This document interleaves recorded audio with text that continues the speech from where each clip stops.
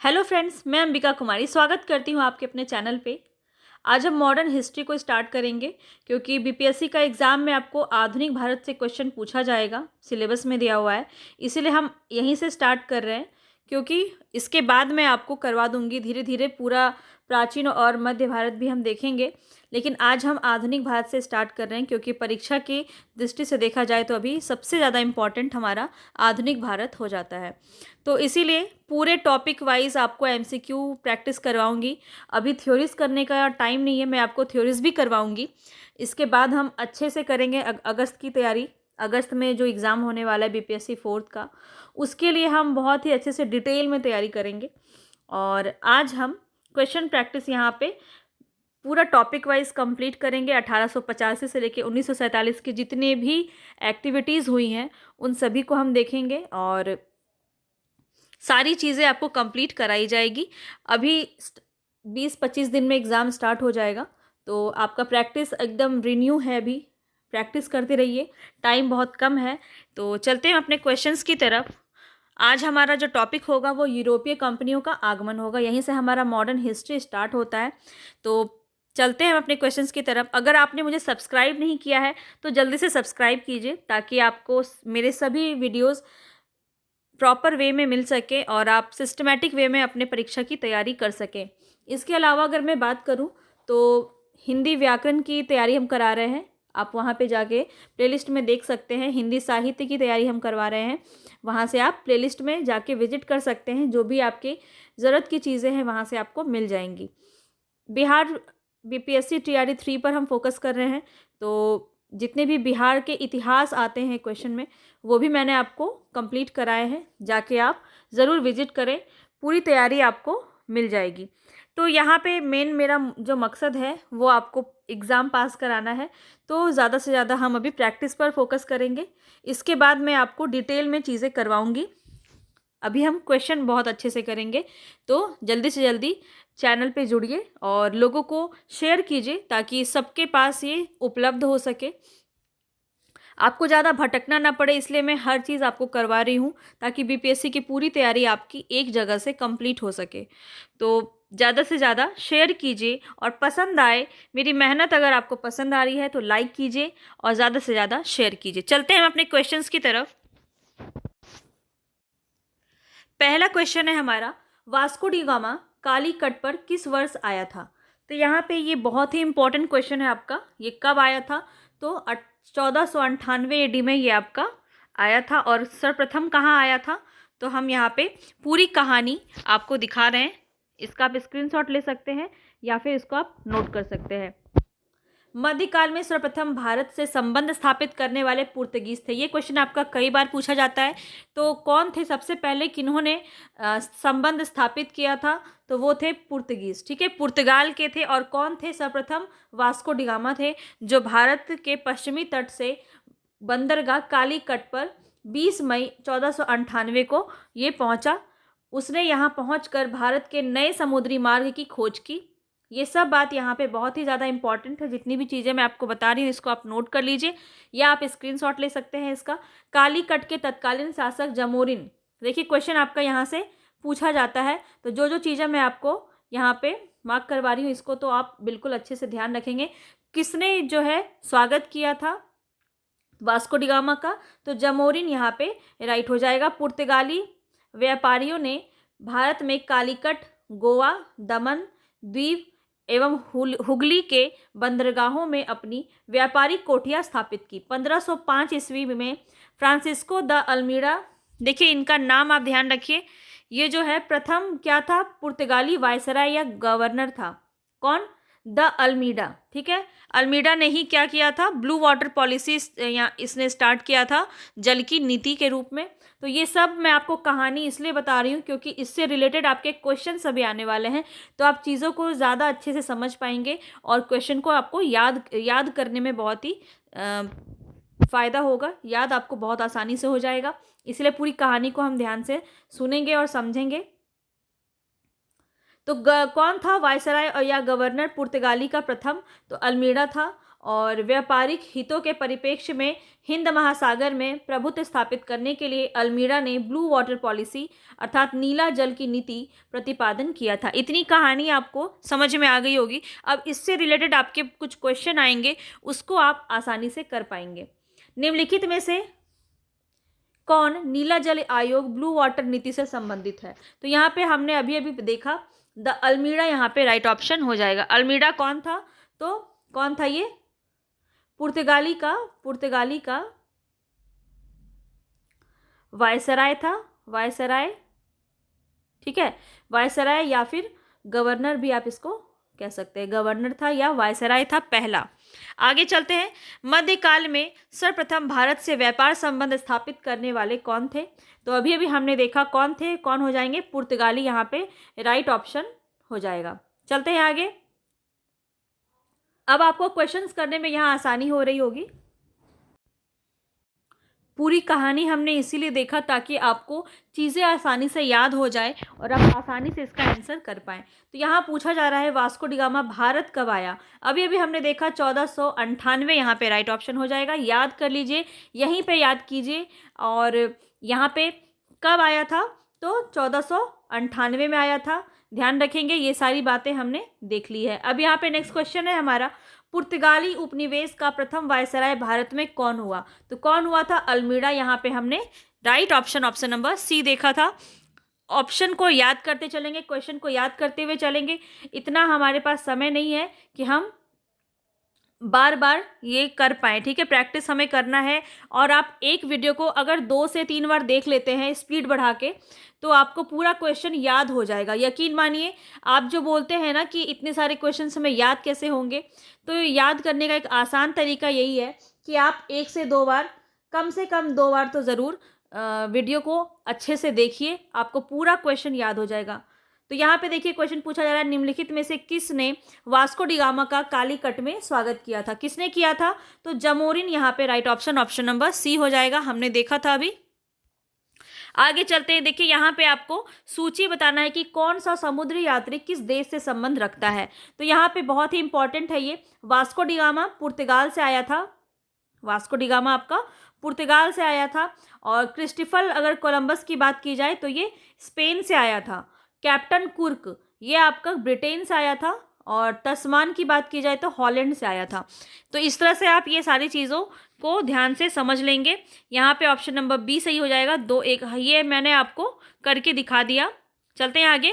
निम्नलिखित में से कौन भारत आने वाला यात्री पुर्तगाल देश का नहीं है? तो यहाँ पे आपको बताना है कि कौन सा नहीं है। तो देखिए दुआर्ट, बारबोसा, डोमिंगो और ये नूनीज, ये तीनों ही कौन थे? पुर्तगाली थे। तीनों ही पुर्तगाली थे, ठीक है, तीनों ही पुर्तगाली थे। और अगर बात किया जाए यहाँ पे राइट ऑप्शन हो जाएगा ऑप्शन नंबर सी। पीटर मुंडी जो थे वो कहाँ से आया था? ब्रिटेन से आया था, ठीक है, वो ब्रिटेन से आया था। ध्यान रखेंगे यहाँ पे पहला ब्रिटिश नागरिक था ये, जो चाय चखने के लिए इसको इन्होंने देखा था और चाय चखा था, ठीक है। और तभी से यहाँ पे चाय की जो है ज़्यादा से ज़्यादा व्यापार किया जाने लगा, ठीक है। तो यहाँ पे देख लीजिए आप, ब्रिटिश व्यापारी था कौन? पीटर मुंडी, जो चीन की चाय को चखने का इन्होंने पहला ब्रिटिश नागरिक था जो चीनी चाय को इसने चखा था। और भारत में उसने पटना, आगरा और सूरत में नगरों की उसने यात्रा की थी। आगे चलते, भारत में पुर्तगाली शक्ति का वास्तविक संस्थापक कौन था? तो संस्थापक कौन हो जाएगा? अल्बुकर्क जो था यही वास्तविक संस्थापक था। इसी की पावर से जो है पुर्तगाली वास्को डी गामा जो है भारत में आए थे। इसकी जो कहानी है ये हम यहाँ पे देख लेते हैं। कहानी को देखना बहुत ज़रूरी है ताकि हम और सारे क्वेश्चंस को अच्छे से कर पाएँ, याद रख पाएँ, ठीक है। तो मेरा मेन मकसद है आपके दिमाग में घुसाना सभी चीज़ों को। तो याद करेंगे और क्वेश्चंस को ज़्यादा से ज़्यादा देखेंगे, प्रैक्टिस करेंगे। क्यों नहीं निकलेगा आपका जॉब निकालना? मेरा उद्देश्य है। अगर आपका जॉब हो जाता है, जॉब निकल जाता है, तो एक बार मुझे ज़रूर बताइएगा। अभी आपको बहुत कम समय में आपके हाथों में जॉब आने वाला है, तो मुझे ज़रूर बताइएगा कमेंट बॉक्स में। मुझे बेहद खुशी होगी। मुझे लगेगा कि मुझे यहाँ पे वीडियो डालने का मेरा मकसद सही हो गया। चलते हैं हम आगे। भारत में पुर्तगाली शक्ति का वास्तविक संस्थापक कौन हो जाएगा? अल्बुकर्क हो जाएगा। 1509 से 1515 ईस्वी तक ये जो है यहाँ पे शासन करता है। इसने भारत में एक प्रादेशिक शक्ति के रूप में पुर्तगाली राज्य की स्थापना की। 1510 में, ध्यान रखेंगे यहाँ से आपका क्वेश्चन बनता है, 1510 में बीजापुर के आदिल शाह सुल्तान किसको हराया था? आदिल शाही सुल्तान को हराकर गोवा को जीता था। कौन? अल्बुकर्क ने। ठीक है, ये पहली उपलब्धि थी इसकी बहुत बड़ी। 1510 ध्यान रखेंगे, डेट आपसे पूछ लिया जाता है। 1510 में बीजापुर के आदिल शाह सुल्तान को हराकर गोवा को जीता था अल्बुकर्क ने। आगे की कहानी देखते हैं। गोवा की विजय ने दक्षिण पश्चिमी समुद्र तट पर पुर्तगाली नौसैनिक प्रभुत्व पर मुहर लगा दी। इसके साथ ही भारत में क्षेत्रीय पुर्तगाली राज्य की स्थापना हुई। अल्बुकर्क ने भारत में पुर्तगालियों की संख्या में वृद्धि करने एवं उनकी अस्थायी बस्तियां बसाने के उद्देश्य से पुर्तगालियों को भारतीय महिलाओं के साथ विवाह करने के लिए प्रोत्साहित किया गया था। एक तरह से वो बसना चाहते थे यहाँ पे। तो यहाँ पे देखते हैं, अब हम नेक्स्ट क्वेश्चन की तरफ चलते हैं। अब नेक्स्ट क्वेश्चन आपको तभी समझ में आता जब आप इसकी कहानी को समझ जाते। तो यहाँ पे हम देख लेते हैं, भारत में यूरोपीय शक्तियों के प्रवेश के संदर्भ में निम्न में से कौन सा कथन सही नहीं है? यहाँ पे नहीं हमें चुनना है। तो देख लेते हैं, पुर्तगालियों ने 1499 में गोवा, देखिए पहला ही आपका यहाँ पे जो है ये गलत है। तो ऑप्शन यहाँ पे आपका ए सही हो जाएगा। ठीक है, तो अभी अभी हमने देखा कि पुर्तगालियों ने गोवा पर कब्जा कब किया था? तो 1510 में किया था, बीजापुर के आदिल शाह को हराकर। तो ध्यान रखेंगे, बाकी चीज़ें भी आप याद रखते चलिए, बाकी भी हम देख लेते हैं। ये हमारा सही है तो ये हमें देखना ज़्यादा ज़रूरी है। अंग्रेजों ने पहला कारखाना दक्षिण भारत में मछलीपट्टनम में लगाया। सही है। पूर्वी भारत में अंग्रेजी कंपनी 1633 में उड़ीसा में पहला कारखाना लगाया। ये भी सही है। और डुप्ले के नेतृत्व में फ्रांसीसियों ने 1746 में मद्रास पर कब्जा किया। तो ये तीनों बातें आप ध्यान में रखेंगे। चलते हैं आगे। पुर्तगालियों ने भारत में निम्नलिखित में से किस स्थान पर प्रथम दुर्ग का निर्माण किया? तो पहला दुर्ग इसने कहाँ पे लगाया था अपना? तो कोचीन में लगाया था।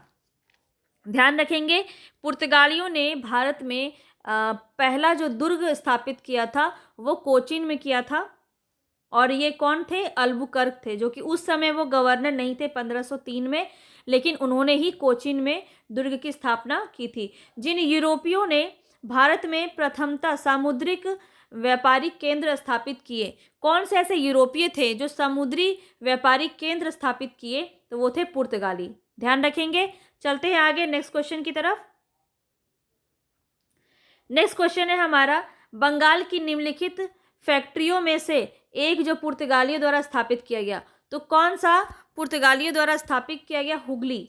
ठीक है, हुगली आपका स्थापित किया गया। यहाँ पे आप देख लीजिए, पुर्तगाली governor Nuno da Cunha Madras के निकट सैनथोमी और बंगाल में हुगली में पुर्तगाली बस्तियां स्थापित कर भारत के पूर्वी तट की ओर पुर्तगाली वाणिज्य का विस्तार किया। 1534 ईस्वी में पुर्तगालियों ने बंगाल के शासक गयासुद्दीन मोहम्मद शाह से सतगांव और चटगांव में अपनी फैक्ट्रियां स्थापित करने की अनुमति प्राप्त कर ली और बंगाल में अनेक पुर्तगाली बस्तियों की स्थापना की गई। बाकी चीज़ें आपका उतना ज़रूरी नहीं है। चलते हैं आगे। यहाँ पे देखिए, यहाँ पे देखते हैं, पांडिचेरी वर्तमान पुडुचेरी के संदर्भ में कौन सा कथन है और इसमें सही बताना है हमें। पांडिचेरी पर कब्जा करने वाली पहली यूरोपीय शक्ति पुर्तगाली थी, ये तो बिल्कुल सही है। पांडिचेरी पर कब्जा करने वाली दूसरी जो है यूरोपीय शक्ति फ्रांसीसी थी, ये गलत बात है। अंग्रेजों ने कभी पांडिचेरी पर कब्जा नहीं किया, तो ये भी गलत है। तो ये देखा जाए तो केवल एक ही ऑप्शन सही था, ऑप्शन नंबर ए यहाँ पे राइट हो जाएगा। देखिए यहाँ पे किसने कब किया था ये हम आपको बता दे रहे हैं। पांडिचेरी में सर्वप्रथम पुर्तगालियों ने अपना उपनिवेश स्थापित किया। पांडिचेरी के बाद किसने किया? तो डचों ने किया। ठीक है, डच ने किया, अपनी व्यापारिक कोठियाँ स्थापित की, जिसके बाद 1673 में फ्रांसीसी ने यहाँ पर अपनी बस्ती स्थापित की और अंग्रेजों ने भी पांडिचेरी पर 1793 ईस्वी में कब्जा कर लिया था और 1814 ईस्वी में हुई पेरिस की संधि के तहत इसे फ्रांस को सौंप दिया गया। इस प्रकार केवल एक ही कथन वहाँ पे सही हो रहा था। तो हम देख लेते हैं इसको। पहले पुर्तगाल थे, उसके बाद डच, उसके बाद फ्रांसीसी, उसके बाद ब्रिटिश, ठीक है, अंग्रेज आए। चलते हैं, इतने सारे लोगों ने आके यहाँ हम पर राज किया। अब यहाँ पे देख लेते हैं, हुगली का बंगाल की खाड़ी में समुद्री लूटपाट के लिए किसने अड्डा बनाया था? समुद्री लूटपाट के लिए किसने अड्डा बनाया था? तो पुर्तगालियों ने बनाया था। यहाँ पे बंगाल की खाड़ी में समुद्री लूटपाट के लिए अड्डे के रूप में इस्तेमाल किया जाता था पुर्तगालियों द्वारा हुगली, ठीक है। चलते हैं आगे, बंगाल की खाड़ी में समुद्री डकैती हेतु हुगली का उपयोग कौन करता था? हुगली का उपयोग कौन करता था? अभी अभी हमने देखा पुर्तगाली करते थे। किस किस तरह से आपके क्वेश्चन यहाँ पे पूछे जाते हैं वो आप यहाँ पे ध्यान रखेंगे। आगे चलते हैं, निम्नलिखित में से कौन कलकत्ता का संस्थापक था? ये क्वेश्चन आपका कई बार पूछा जाता है, तो ध्यान रखेंगे कलकत्ता का संस्थापक कौन था? जॉब चरनॉक। जॉब चरनॉक यहाँ पे राइट ऑप्शन हो जाएगा। इसकी कहानी हम थोड़ा देख लेते हैं ताकि आगे के क्वेश्चन हमें आसानी से सॉल्व कर पाए। कासिम बाजार के फैक्ट्री के प्रमुख जॉब चारनॉक ने अंग्रेजों के व्यापार केंद्र के लिए हुगली के स्थान पर सुतानुती अथवा सुतनौती कलकत्ता का स्थल को चुना। उसे ही कलकत्ता का संस्थापक माना जाता है। हालांकि मई 2023 में दिए गए अपने निर्णय में कलकत्ता उच्च न्यायालय की एक खंडपीठ ने जॉब चरनॉक को कलकत्ता का संस्थापक ना मानते हुए कहा कि कलकत्ता जॉब चरनॉक के आगमन से पूर्व अस्तित्व में आ चुका था तथा इस आधार पर कलकत्ता का स्थापना 24 अगस्त 1690 दिवस फाउंडेशन दिवस के रूप में नहीं माना जा सकता। तो यहाँ पे देखिए कई उच्च न्यायालय ने ये बात यहाँ पे कही थी, ठीक है। तो ये सारी चीज़ें आपको ध्यान में रखनी है। आगे चलते हैं, कलकत्ता को किसने बसाया? तो यहाँ पे अगेन क्वेश्चन का आंसर होगा जॉब चरनॉक ने बसाया, ठीक है। चलते हैं आगे। अब ये क्वेश्चन आपसे पूछा जाए तो आप बिल्कुल गलत नहीं करेंगे। यहाँ पूछा जा रहा है कि प्रथम नगर निगम स्थापित किया गया किस स्थान पर? भारत में प्रथम नगर निगम स्थापित किया गया तो मद्रास में नगर निगम पहला स्थापित किया गया, ठीक है। आधुनिक भारत में पहला नगर निगम 1688 ईस्वी में मद्रास के पूर्व प्रेसिडेंसी शहर में स्थापित किया गया था।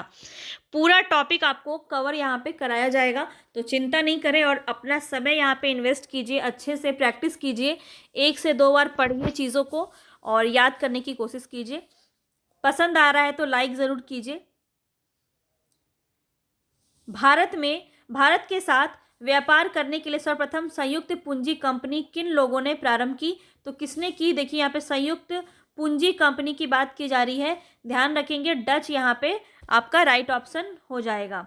देखिए भारत के साथ सर्वप्रथम संयुक्त पूंजी कंपनी 1600 ईस्वी में लंदन में स्थापित अंग्रेजी East India Company the governor and company of merchant of London trending into the East Indies, ये इनका पूरा कंपनी का नाम था। इसके बाद 1602 में डच कहाँ से थे? हॉलैंड संसद द्वारा पारित प्रस्ताव से एक संयुक्त डच ईस्ट इंडिया कंपनी की स्थापना हुई। ब्रिटेन ना होने के कारण विकल्प यहाँ पे सही हो जाता है। देखिए सबसे पहले ब्रिटेन ने किया था ईस्ट इंडिया कंपनी, अंग्रेज ने, ठीक है, लंदन में स्थापित किया था ईस्ट इंडिया कंपनी 1600 ईस्वी में।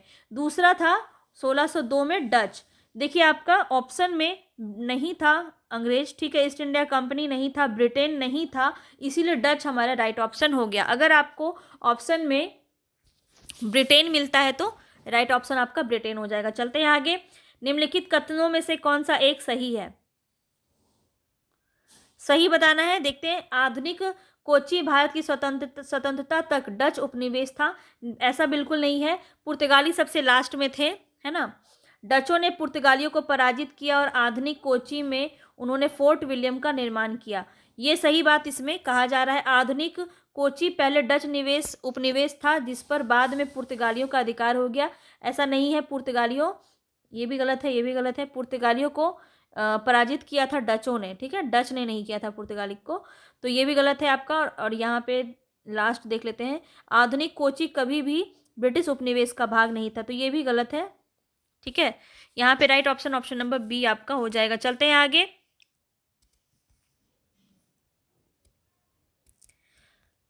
देखिए यहाँ पे पूछा जा रहा है कि कौन सा कथन, क्या है, सही पूछ रहा है ना, हाँ सही, कौन सा कथन सही है? तो यहाँ पे देख लेते हैं, डच लोगों ने पूर्वी तटीय क्षेत्रों में गजपति शासकों द्वारा प्रदान की गई जमीनों पर अपनी फैक्ट्रियां या गोदाम स्थापित किए। ये वाला बात आपका गलत कहा गया है। अल्फांसो द अल्बुकर्क ने बीजापुर सल्तनत में गोवा को छीन लिया था। बिल्कुल 1510 में हमने पढ़ा है इसको, ये सही है। अंग्रेजी ईस्ट इंडिया कंपनी ने मद्रास में विजयनगर साम्राज्य के एक प्रतिनिधि से पट्टे पर ली गई जमीन में प्लॉट पर फैक्ट्री स्थापित की थी। ये बात भी आपका सही है। तो यहाँ पे ऑप्शन नंबर बी आपका सही हो जाएगा। ठीक है, ऑप्शन नंबर बी आपका सही हो जाएगा। चलते हैं आगे।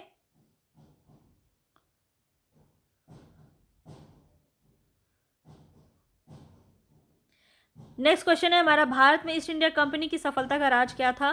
तो देख लेते हैं यहाँ पे कौन सा आपका राइट ऑप्शन है। भारत में राष्ट्रीय भावना की कमी। बिल्कुल, भारत में उस समय राष्ट्रीय भावना की बिल्कुल कमी थी।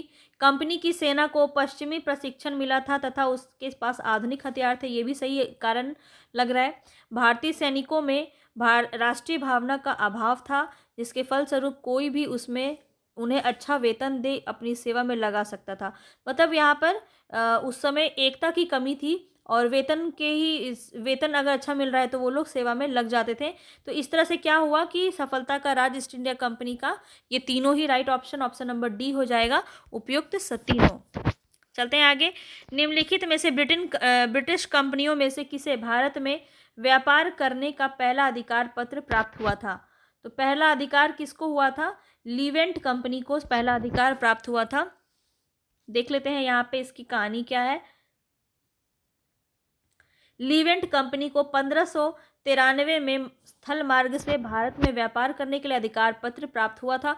31 दिसंबर 1600 को महारानी एलिजाबेथ प्रथम ने the governor and company of merchant of London trading into the east Indies को समुद्री मार्ग से ईस्ट इंडीज के साथ व्यापार करने का पहला अधिकार पत्र प्रदान किया था।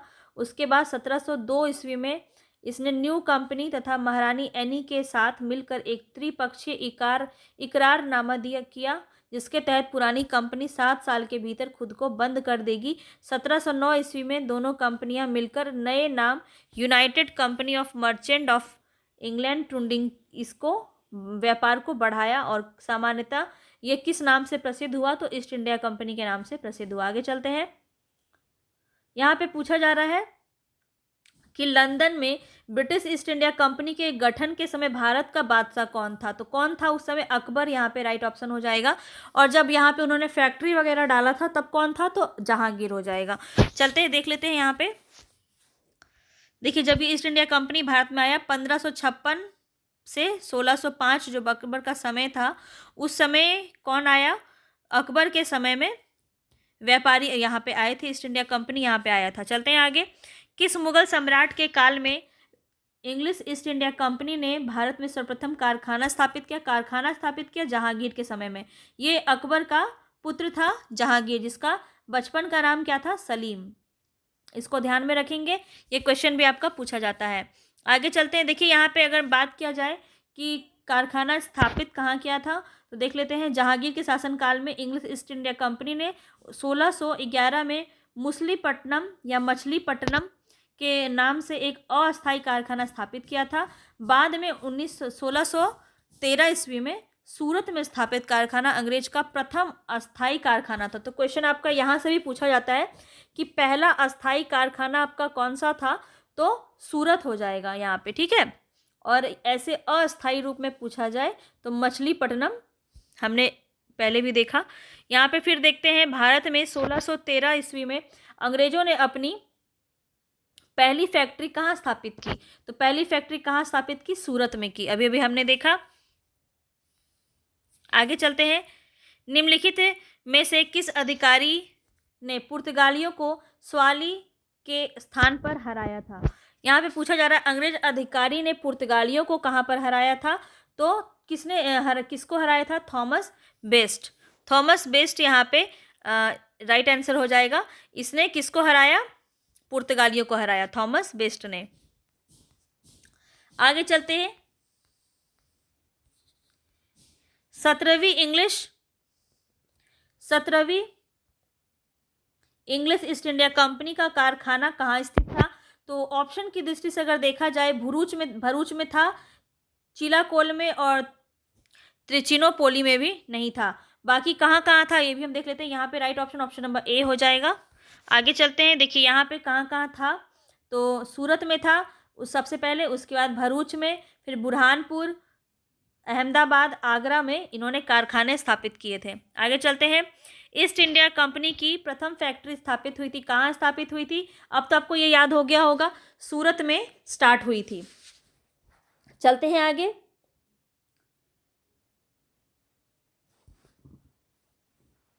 नेक्स्ट क्वेश्चन है हमारा, निम्नलिखित यूरोपीय व्यापारिक कंपनियों में से किसने सूरत में सर्वप्रथम अपना कारखाना स्थापित किया था? तो अंग्रेजों ने किया था। पुर्तगाली को यहाँ पे इन्होंने हरा दिया है। ये सब कहानी यहाँ पे खत्म हो गई है। ठीक है, आगे बढ़ते हैं। नेक्स्ट क्वेश्चन क्या है हमारा, 1613 में अंग्रेजी ईस्ट इंडिया कंपनी को कहाँ एक कारखाना स्थापित करने की अनुमति मिली? तो कहाँ मिली थी? सूरत में। अब आपको ये पूरी अच्छी तरीके से याद हो गया होगा। सभी चीज़ों को हम अच्छे से करते हुए चलेंगे। टॉपिक वाइज हर चीज़ आपको कंप्लीट कराई जाएगी। इससे बाहर आपका क्वेश्चन देखने को नहीं मिलेगा।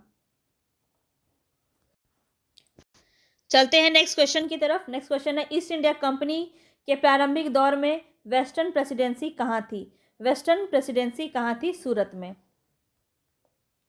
ठीक है, बाद में क्या हो जाता है, बम्बई में इसको ट्रांसफ़र कर दिया जाता है। पहले सूरत में प्रेसिडेंसी थी और बाद में ये बॉम्बे हस्तांतरित कर दी गई। आगे चलते हैं, ब्रिटिश ईस्ट इंडिया कंपनी ने बम्बई किससे लिया था? तो बम्बई किससे लिया था? तो पुर्तगालियों से लिया था। ये भी हमने अभी अभी देखा। यहाँ पे देखिए एक इम्पॉर्टेंट बात बताई जा रही है, ब्रिटिश ईस्ट इंडिया कंपनी ने बम्बई पुर्तगालियों से लिया था। ये तो हमने देख लिया।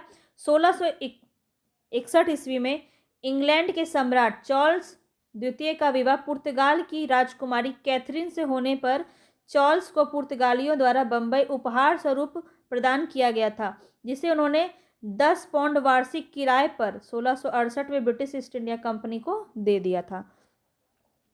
तो ये बात भी आप ध्यान रखेंगे। आगे चलते हैं, यहाँ पे क्या पूछा जा रहा है, निम्नलिखित में से किस वर्ष प्रयागराज उत्तर प्रदेश जो है अभी के किले पर अंग्रेजों का अधिकार स्थापित हुआ? तो 1797 में उत्तर प्रदेश प्रयागराज किले पर अंग्रेजों का अधिकार हो गया था, 1797 में। ठीक है, और ये अवध के नवाब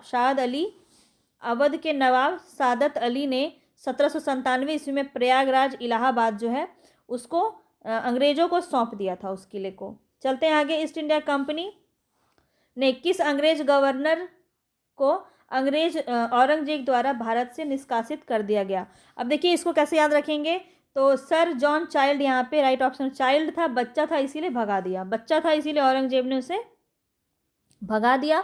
सर जॉन चाइल्ड यहाँ पे राइट ऑप्शन हो जाएगा। ठीक है, और क्यों भगा दिया? तो इसने क्या किया था, हज यात्रियों को बंदी बनाने का प्रयास किया था।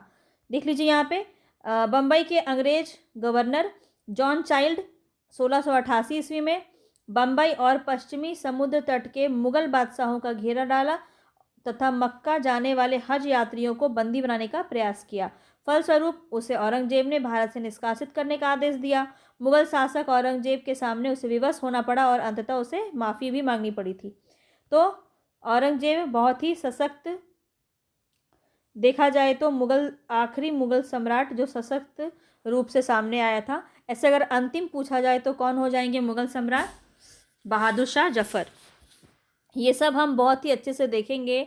अभी आधुनिक काल बहुत ही मज़े से हम पढ़ेंगे, बहुत ही इंटरेस्टिंग है, आपको बिल्कुल भी बोरियत नहीं होगा। एक दो चैप्टर को छोड़ के स्टार्टिंग का चैप्टर बहुत ही बोर है, मुझे पता है, लेकिन पढ़ना तो पड़ेगा क्योंकि एग्ज़ाम हमें पूछा जाता है।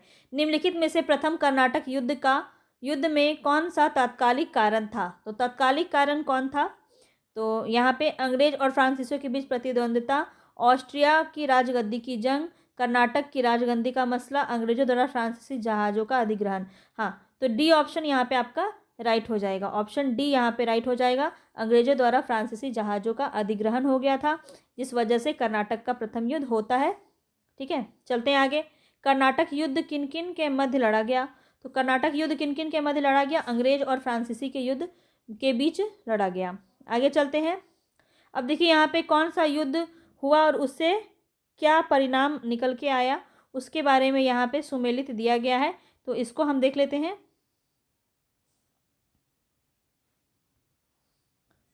प्रथम कर्नाटक युद्ध और निर्णायक युद्ध था ये, ठीक है। इसमें कोई निर्णय निकल के नहीं आया। एक मिनट, ये गलत हो गया। प्रथम कर्नाटक युद्ध जो है वो एक्स-ला चैपल की संधि से अंत हुआ। एक्स-ला चैपल की संधि से अंत हुआ। और तृतीय कर्नाटक युद्ध जो है वो पेरिस की संधि से अंत हुआ।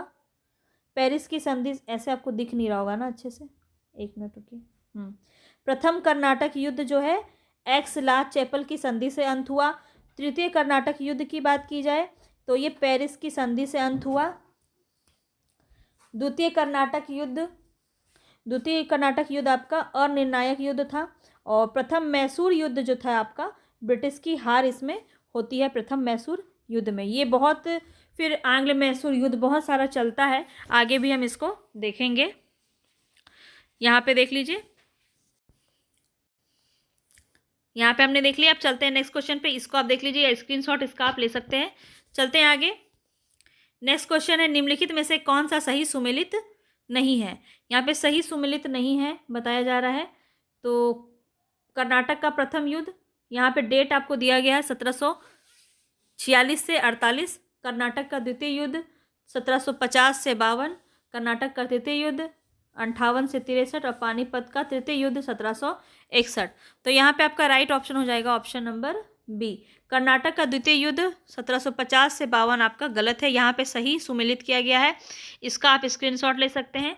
द्वितीय युद्ध कब हुआ था? 1749 और 54 के बीच में हुआ था कर्नाटक का द्वितीय युद्ध। चलते हैं आगे,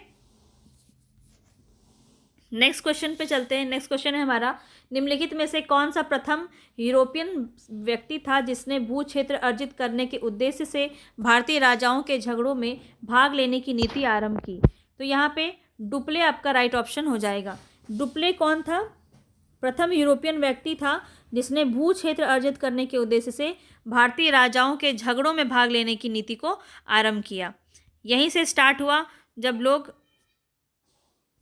झगड़ों के बीच में आकर के और फूट डालने की नीति इसने अपनाई थी।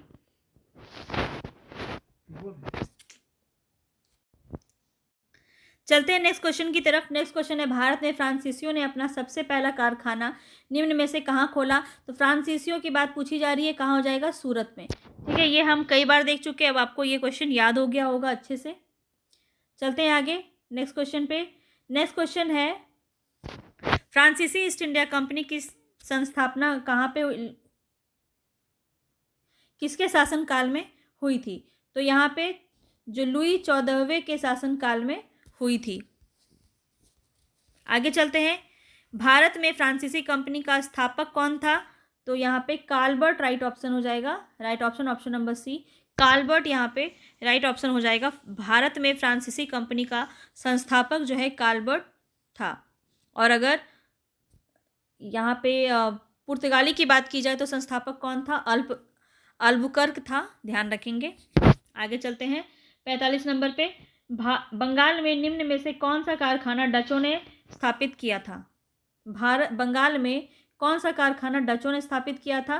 तो यहाँ पे दो जो है इसने स्थापित किया था। पहला तो ये चिंसूरा और हुगली तो किया ही था, और चिंसूरा, ये दो इसने किया था। कब कब किया था इसको देख लीजिए।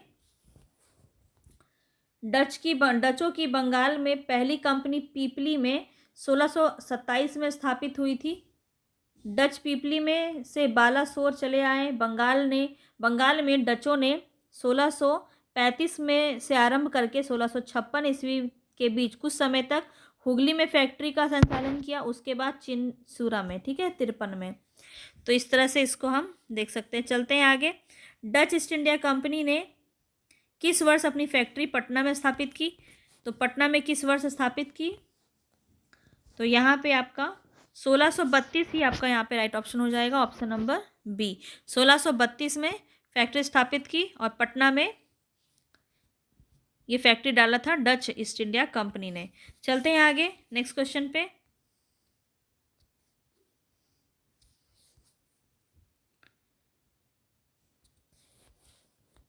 नेक्स्ट क्वेश्चन है, फ्रांसीसी दक्कन में शक्ति आंदोलन स्थापित करने में असफल रहे क्योंकि क्या कारण रहा जिससे फ्रांसीसी दक्कन में शक्ति आंदोलन स्थापित नहीं हो सका? तो अंग्रेजों की फौज शक्तिशाली थी, इस वजह से जो है फ्रांसीसी दक्कन कमज़ोर पड़ गया और वह असफल रहा। देखिए यहाँ पे कुछ अन्य कारण के बारे में भी यहाँ पे जिक्र किया गया है। फ्रांसीसियों की पराजय का एक मुख्य कारण उनकी कमज़ोर नौसेना थी। वोल्टेयर के अनुसार ऑस्ट्रेलिया के उत्तराधिकारी युद्ध के समय फ्रांस की जल शक्ति का इतना हार्श हुआ कि सप्तवर्षीय युद्ध के समय उनके पास एक भी जलपोत नहीं था। दूसरी ओर अंग्रेज के पास एक शक्तिशाली सेना थी, इसलिए वो हार जाता है।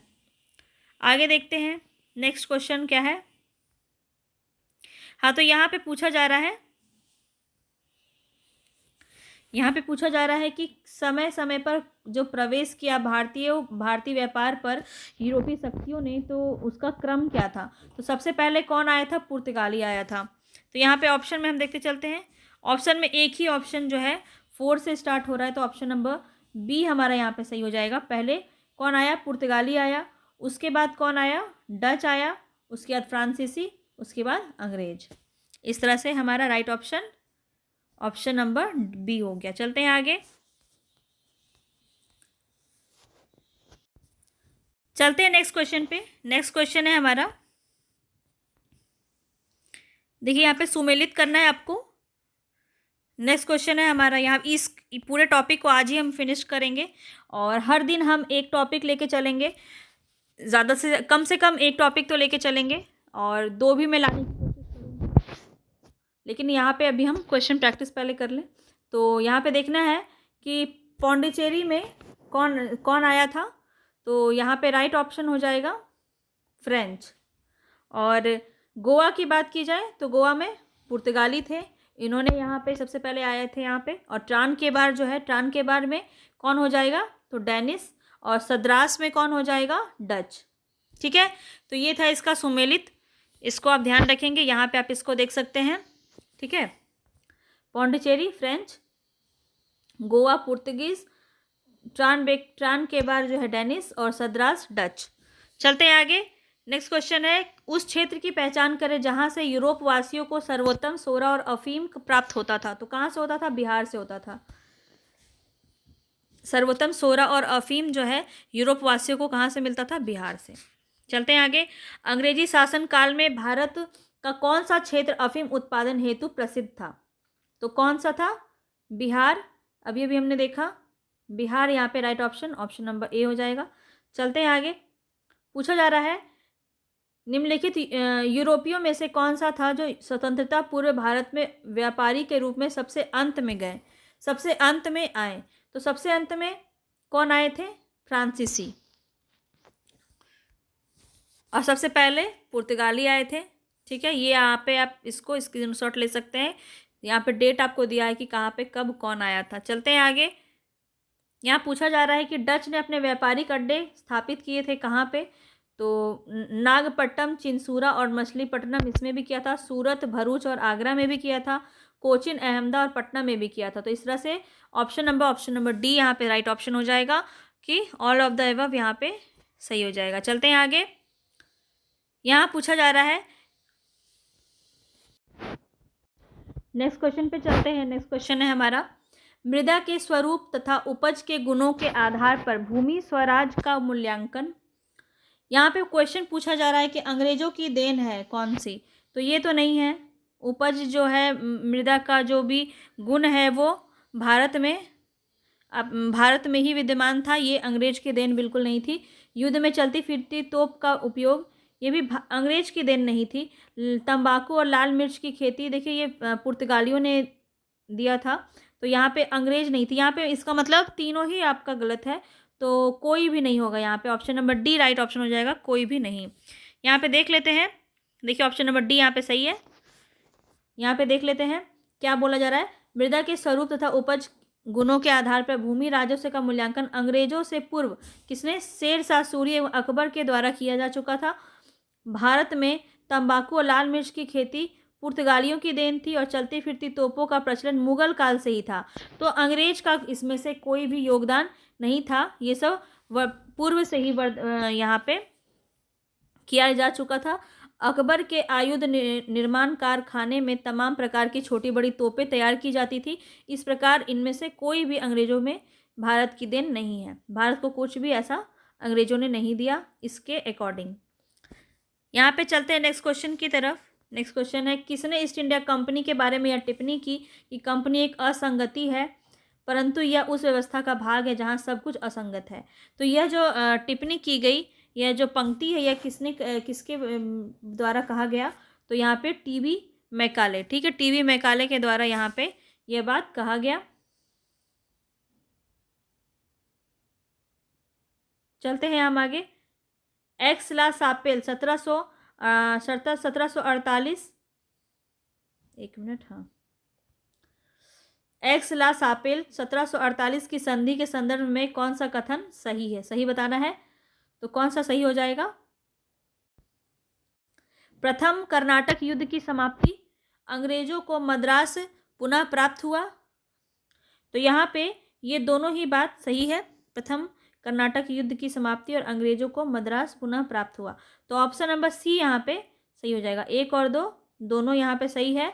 1778 की संधि में दोनों ही चीज़ें हुई, युद्ध की समाप्ति हो गई और अंग्रेजों को मद्रास पुनः प्राप्त हो गया। चलते हैं आगे, इसका आप स्क्रीनशॉट ले सकते हैं। ये हमारा आज का अंतिम क्वेश्चन है। हमारा पूरा ये टॉपिक ख़त्म हो गया ब्रिटिश सत्ता का। इसके बाद हम आगे बंगाल के नवाब के से रिलेटेड क्वेश्चंस करेंगे और धीरे धीरे हम सारे राष्ट्रीय आंदोलन की तरफ चलेंगे। ठीक है, चलते हैं हम अपने नेक्स्ट क्वेश्चन की तरफ, देख लेते हैं इसमें। भारत में अंग्रेजों की सफलता तथा फ्रांसीसियों की असफलता के कारण के संदर्भ में निम्न कथनों में से कौन सा सही है? बंगाल में को अंग्रेजों को बंगाल विजय से अपार धन व जनशक्ति का मिलना, बिल्कुल। अंग्रेजों की बेहतर नौसैनिक सत्ता, ये दोनों ही बात इसमें सही है। तो ऑप्शन सी यहाँ पे राइट ऑप्शन हो जाना चाहिए। सी ऑप्शन यहाँ पे 1 और 2 दोनों। तो इस तरह से हमने आज पूरा चैप्टर यहाँ पे कंप्लीट कर लिया है। ये यहाँ से आपके इससे ज़्यादा क्वेश्चन नहीं बनेंगे। तो जितने भी क्वेश्चन यहाँ पे इंपॉर्टेंट बन रहे थे वो सब हमने यहाँ पे प्रैक्टिस कर लिया है। मिलते हैं अपने नेक्स्ट टॉपिक पे। पूरी टॉपिक को हम कंप्लीट करेंगे, पूरे मॉडर्न हिस्ट्री को हम यहाँ पे कंप्लीट करेंगे। और अगर आपको इससे कोई हेल्प मिल रही हो, ज्ञान में आपकी वृद्धि हुई हो, तो वीडियो को लाइक कीजिएगा और ज़्यादा से ज़्यादा शेयर कीजिएगा। चलते हैं, तब तक के लिए धन्यवाद।